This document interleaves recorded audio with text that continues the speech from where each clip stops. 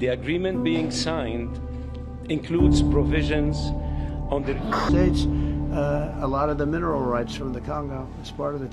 We must acknowledge that there is a great deal of uncertainty in our region and beyond, because many previous agreements have not been implemented, and there is no doubt that the road ahead will not be easy. Suffered the most are watching. They are expecting this agreement to be respected, and we cannot fail them. Nkuko abantu benshi babagize iminsi myinshi cyane babirindiriye, noneho uyu munsi birabaye. Hari yaheze amezi hafi 3 bishizwe mu ngiro ko uyu munsi tariki 27 amasezerano y'u Rwanda na Kongo azosinyirwa mu gihugu ca Amerika yo kugarukana amahoro. Ivyo vyatangajijwe kuva mu kwezi kwa kane itariki 25, ariko bigiye gushika uno munsi, kandi ayo masezerano bayasinyiye imbere ya President Donald Trump asanzwe ayoboye ico gihugu ca Amerika, ndetse ni nawo muhuza hagati y'ivyo bihugu bibiri, igihugu c'u Rwanda n'igihugu ca Kongo. Mu kwezi kwa kane niho twabona Ministre w'ububanyi n'amahanga w'igihugu cy'u Rwanda ndetse na Ministre w'ububanyi n'amahanga w'igihugu ca Kongo bahuriye mu gihugu ca Leta Zunze Ubumwe za Amerika, bagiye gusinya amasezerano y'ifata kibanza. Kuva ubwo itariki 25 z'ukwezi kwa kane niho ibihugu vyompi vyashira ku mugaragaro bitangaza ati mu kwa gatandatu itariki 27 tuzosinya amasezerano hagati y'ibihugu vyacu, ndetse ayo masezerano azodushikana ku mutekano uramvye. Kandi ni navyo bibaye uyu munsi, kandi haciye iminsi itari mike abo bashikiranganje bose uko ari babiri bahuriye mu gihugu ca Amerika niho baciye batangaza ko uyu munsi tariki 27 kwezi kwa gatandatu bazosinya amasezerano hagati y'ibihugu vyo mu kwari bibiri. Muri aya masezerano harimo ingingo nyinshi cyane zigiye zitandukanye, ariko muri aya masezerano ikindi noguma ndabibutsa, muri aya masezerano ntabwo bigeze batangaza ati mu gihugu ca Kongo hari ingabo z'u Rwanda, kandi no mwayo masezerano ntabwo bigeze bavugamo ko mu gihugu ca Kongo hariyo igisirikare c'u Rwanda kiriyo. Kandi reka mbandanye ndabibutsa ati igihugu ca Kongo cyakomeje gutangaza ati ibintu byose canke umutekano uzoshobora kugaruka mu gihugu ca Kongo ari uko ingabo z'igihugu c'u Rwanda zivuye ku butaka bwacu nk'igihugu ca Kongo.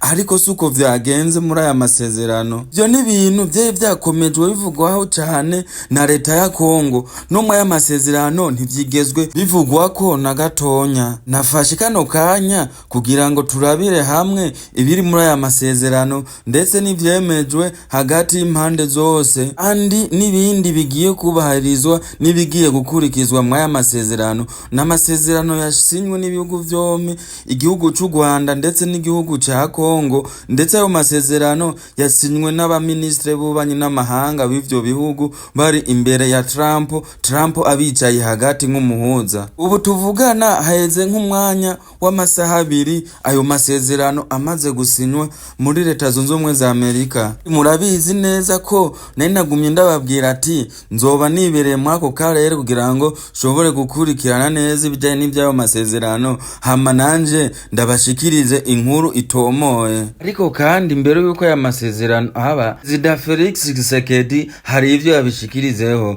ndetse na Perezida Donald Trump hari ico yashikirije imbere yuko aya masezerano haba. Ariko ku ruhande kwa Felix Tshisekedi ariwo Perezida wa Kongo, masezerano akimara gusinywa, Perezida Felix Tshisekedi ariwo Perezida w'igihugu ca Kongo yatangajije ati sezerano nubwo yasinywe kandi nta kintu na kimwe gitangaje kiri muri aya masezerano yabaye hagati y'ibihugu vyompi. Atari uko hamenyekanye, atari uko Perezida Donald Trump yemeje ko ubwicanyi bwakorewe abanyekongo canke ngo nawe yabaye icabona muri ayo masezerano. Ubwicanyi bwakorewe abanyekongo buhitana amamiliyoni y'abanyekongo, ndetse ubugizi bwa nabi bwagumye bukorerwa abanyekongo amamiliyoni n'amamiliyoni. Ivyo nivyo Trump yabaye nk'icabona ko vyabaye. Kandi nkomeze ndabibutsa ko ubwo bugizi bwa nabi cyangwa bwicanyi bumaze igihe kirenga c'imyaka 30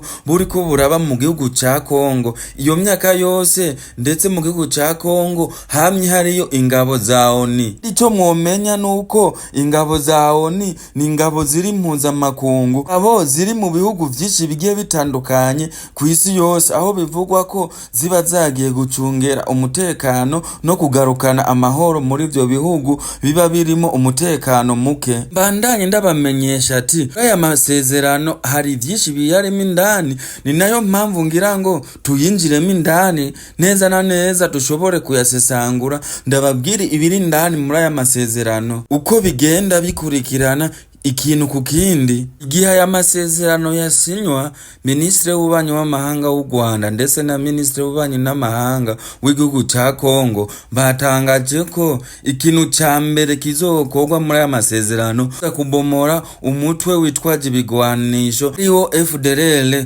wasize ukoze ihunyabwoko mu gihugu c'u Rwanda. Ko vyagiye bigarukwaho cyane n'igihugu c'u Rwanda muri aya masezerano ati ibintu vya mbere bibujije umutekano igihugu c'u Rwanda harimo FDLR, ni nayo mpamvu bategerezwa kuyisenyura burundu. Olivier Ministre w'ububanyi n'amahanga w'igihugu c'u Rwanda yatangaje ko ikintu ca mbere kizokorwa cihutirwa kari kubomora gusenyura burundu umuhari wa FDLR. Ihe bazoba bamaze gusenyura burundu FDLR ni umuhari witwaje ibiganisho ariwo igihugu c'u Rwanda ushinza ko uhungabanya umutekano mu gihugu cawo. U Rwanda rubandanya rutangaza ati nigwamara gusenyura burundu uwo muhari niho igihugu c'u Rwanda kizokuraho ubwirinzi bw'ikirere bwashize ku mipaka buhana n'igihugu ca Kongo. Ngingo irimwo aya masezerano ihambaye cyane nkuko vyakomeje gutangazwa na Olivier Ministre w'ububanyi n'amahanga w'igihugu c'u Rwanda. Yabandanije avuga ati biciye muri aya masezerano twiyemeje gufasha kugarukana gutahana impunzi zacu ziri mu bihugu bigiye bitandukanye, tugafasha n'igihugu ca Kongo gutahana abanyekongo bahunze bavuye muri ico gihugu bahunze intambara. Twiyemeje ko tuzobafata mu mugongo kugira ngo bashobore gutahana igihugu babo, bashobore gutaha basubire mu gihugu c'amavukiro. Co bisiguye nuko ngo impunzi z'abanyekongo bari mu gihugu c'u Rwanda zotaha bagasubira mu gihugu ca Kongo, kandi n'impunzi z'igihugu c'u Rwanda ziri mu gihugu ca Kongo zizotaha zisubire mu gihugu c'u Rwanda. Zindi ngingo ziri muri aya masezerano rimwe ngo nukubaha ubusugire bw'ikindi gihugu atagutera ikindi gihugu, canke nihabe ubusotoranyi hagati y'ivyo bihugu ko ari bibiri. Ndi ivyo navyo bikaba bizoshigwa mu bikorwa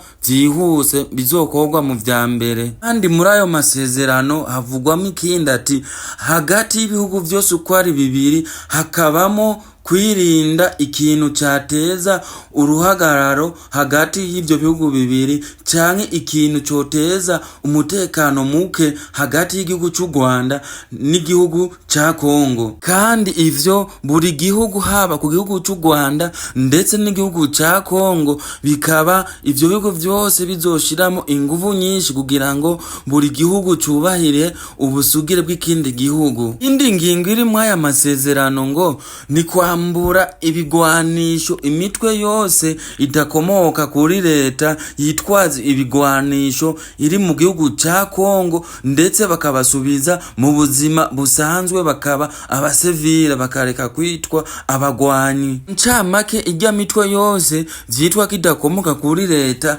ndetse na M23 irimo ariyo M23 mu Congereza nayo nyene itegerezwa kwambugwa ibigwanisho igasubizwa mu basivile. Ikindi kintu casinywe muri aya masezerano nuko hagiye gushigwaho urwego rw'umutekano. Urwo rwego rw'umutekano ruhuriweho n'ibihugu vyose uko ari bibiri, igihugu ca Kongo ndetse n'igihugu c'u Rwanda. Dikirimo ni kuvyerekeye ku mabuye y'agaciro aba yacukuwe mu gihugu ca Kongo, ko ayo mabuye azotunganyirizwa mu gihugu c'u Rwanda, kuko igihugu c'u Rwanda gifise ubwo bushobozi bwo gutunganya ayo mabuye y'agaciro. Ivyo ni bimwe vyavuzwe mu ijambo ryashikirijwe na Ministre Olivier w'ububanyi n'amahanga w'igihugu c'u Rwanda. Yatanguye avuga ati reka nshimire by'umwihariko Perezida Donald Trump kubwi inguvu nyinshi Perezida Donald Trump yasizemo kugira ngo dushobore gusinya ano masezerano ahuza ibihugu vyombi uko ari bibiri, masezerano y'amateka,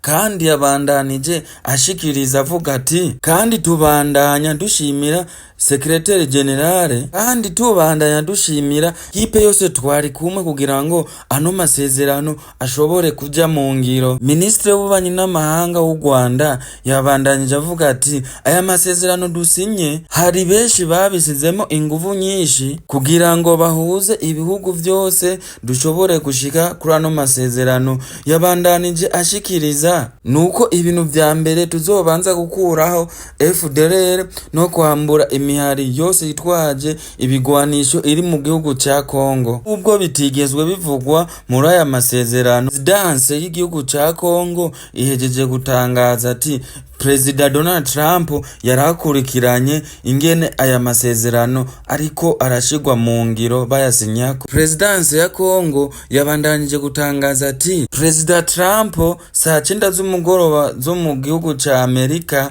ndetse iza kuba saa 2 mu gihugu ca Kongo araza kwakira mu biro vyiwe abaministre b'ibihugu vyombi bagire ico bayaze, ndetse Perezida Trump nawe agire ico ashikirije. Presidence ya Kongo yabandanije itangaza ati muri aya masezerano yasinywe ingabo canke igisirikare c'igihugu c'u Rwanda zitegerezwa kuva mu gihugu ca Kongo ku butaka bw'igihugu ca Kongo, kandi nubwo aya masezerano yasinyiwe mu gihugu ca Amerika, icagiye kigarukwako cane kubijanye n'amabuye y'agaciro acukurwa mu gihugu ca Kongo nyene. Kandi Perezida Trump nawe yatangaje uno musi nyene ati ko igihugu ca Amerika kizogira ububasha buniniya cyane ku mabuye y'agaciro acukurwa mu gihugu ca Kongo, ndetse bikaba bivugwa no muri aya masezerano yateweko umukono. Perezida Trump yabandanije atangaza ati guhuza igihugu c'u Rwanda ndetse n'igihugu ca Kongo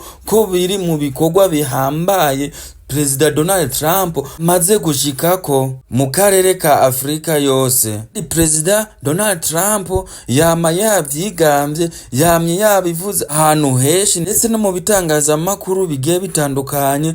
Donald Trump yama yabitangaje mu misi heze canke mu mezi aheze. Perezida Donald Trump yagumye atangaza ati akwiwe guhabwa igikombe c'amahoro kuko ngo ari wo mu perezida wa mbere ashobora guhuza canke kunywanisha ibihugu bigiye bitandukanye biri muri Afrika ndetse no muri Asia zigiye zitandukanye ndetse na Asia yo hagati. Ibi ni bimwe Perezida Donald Trump yashoboye gushikiriza imbere yuko ano masezerano asinywa, kandi bikabandanywa bivuga ati ibi yabitangajije ahantu atari yegereye aho amasezerano aza gusinyigwa, ariko kandi bikabandanywa bivuga ati kaza kwakira abaministre bose b'ibihugu vyose uko ari bibiri mu biro vyiwe bashobore kuyaga. Perezida Trump yabandanije avuga ati abahagarariye igihugu c'u Rwanda n'igihugu ca Kongo ntibari bazi ko bizogera canke ko hazoshika umunsi umwe akigwe muri White House